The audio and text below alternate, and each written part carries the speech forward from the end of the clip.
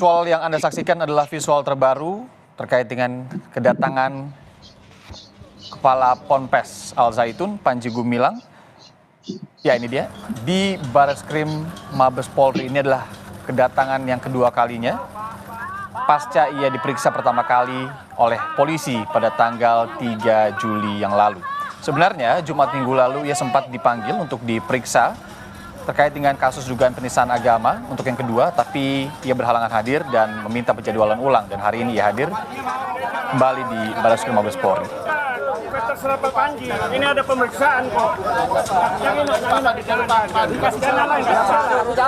Dari informasi yang kami dapatkan, Panji akan diperiksa oleh penyidik Direktorat Tindak Pidana Umum Bareskrim Polri untuk kasus dugaan penistaan agama.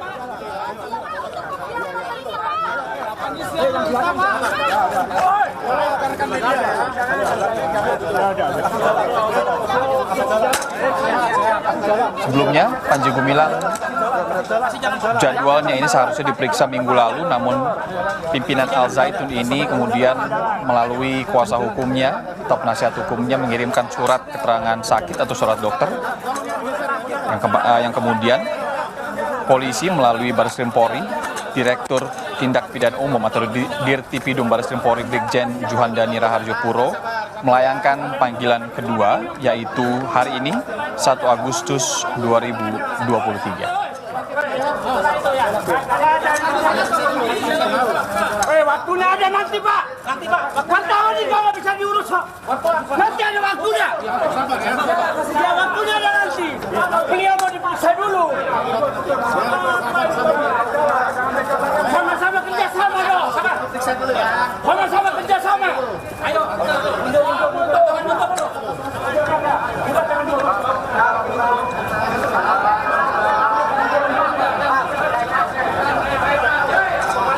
Kita lihat padat sekali, di mana ini memang Panji Gumilang sendiri ini menjadi magnet untuk media saat ini, wartawan yang kemudian menunggu di Bareskrim Mabes Polri. Kemudian hingga saat ini memang saudara, untuk kasus dugaan penistaan agama ini polisi sudah memeriksa hingga 30 orang saksi. Kita akan tanyakan lebih detailnya terkait dengan kasus dugaan penistaan agama dan juga agenda pemeriksaan pimpinan Ponpes Al Zaitun siang hari ini kepada jurnalis Kompas TV yang tengah meliput di sana. Saat ini ada Tifal Solesa. Tifal, bisa mendengar suara saya? Iya, Anda bisa mendengar. Oke, Tifal, selamat siang. Kami bisa mendengar suara Anda, memang tidak terlalu besar, mungkin Anda bisa sedikit lebih besar sedikit suaranya, karena memang kami tahu di sana juga tengah ramai. Seperti apa agendanya, apa yang kemudian akan didalami polisi, apakah informasi itu sudah Anda dapatkan? Untuk hal apa yang akan digali oleh pihak kepolisian, sebetulnya ini sudah sempat diterangkan oleh otoritas Bareskrim Polri pekan lalu dalam konferensi pers. Poin pentingnya adalah mendalami lagi maksud dari pelaporan 3 pelapor beberapa waktu lalu dengan kondisi dari terlapor dalam hal ini Panji Gumilang saat itu. Ia menyampaikan, atau dari pihak kepolisian dalam hal ini Direktorat Tindak Pidana Umum Bareskrim Polri menyampaikan akan coba diselaraskan antara laporan yang disebut oleh pelapor ini Panji Gumilang diduga melakukan upaya penodaan agama, akan coba disesuaikan lagi apakah tepat atau tidak, apakah betul atau tidak. Itu yang akan coba digali lagi lebih lanjut oleh otoritas Mabes Polri. Itu yang paling penting dan yang saya kira jadi menarik untuk dicermati, sejauh mana kemudian ini bisa didalami, sejauh apa ini bisa digali lebih dalam oleh otoritas kepolisian. Karena perlu dicatat, Irianda, kasus ini pertama sudah naik level ke tahap penyidikan. Kemudian yang kedua, SPDP dari otoritas penyidik Bareskrim Polri sudah diserahkan kepada otoritas Kejaksaan Agung. Sehingga ada titik terang setidak-tidaknya apakah kemudian dari pemeriksaan saksi, ahli, kemudian sekarang diperiksa adalah terlapor, dalam hal ini Panji Gumilang statusnya sebagai saksi dalam kasus ini, apakah ada titik terang baru untuk penentuan tersangka. Karena sejauh ini yang kami pahami masih belum ada tersangka yang ditetapkan oleh pihak Bareskrim Polri sehubungan dengan kasus ini. Itu yang paling penting untuk dicermati.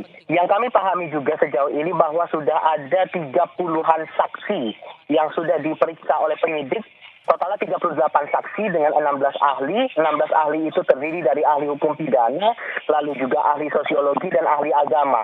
Ini tampak cukup selaras dengan laporan yang disampaikan 3 lembaga atau 3 organisasi masyarakat kepada pihak Bareskrim Polri untuk kemudian diusut dugaan penistaan agama itu. Lalu juga jerat pidananya juga cukup terang di sini untuk kemudian digali oleh penyidik. Pasal 156A Kitab Undang-Undang Hukum Pidana, kemudian pasal 45A ayat 2 dengan pasal pengait atau jungto pasal 28 ayat 2 Undang-Undang Informasi dan Transaksi Elektronik, dan atau pasal 14 Undang-Undang Nomor 1 Tahun 1946 yang pada garis besarnya ini menekankan akan ada pidana apabila kemudian terbukti melakukan upaya penodaan atau penistaan agama atau melakukan penyebaran informasi yang bernuansa sara. Panji sudah masuk ke dalam, tinggal kami tunggu otoritas kepolisian akan memberikan keterangan apa lagi setelah penggalian keterangan terhadap saksi Panji Gumilang ini. Irianda. Ya, sudah naik penyidikan, sudah memeriksa lebih dari 30 saksi, kemudian ada belasan ahli yang kemudian ini cukup unik karena sudah naik ke tahap penyidikan tapi belum satu pun yang ditetapkan menjadi tersangka. Kita tunggu nanti seperti apa, tentu laporan Anda juga kami tunggu di breaking news selanjutnya terkait dengan pemeriksaan Panji Gumilang dalam kasus dugaan penodaan agama. Terima kasih, Tifal.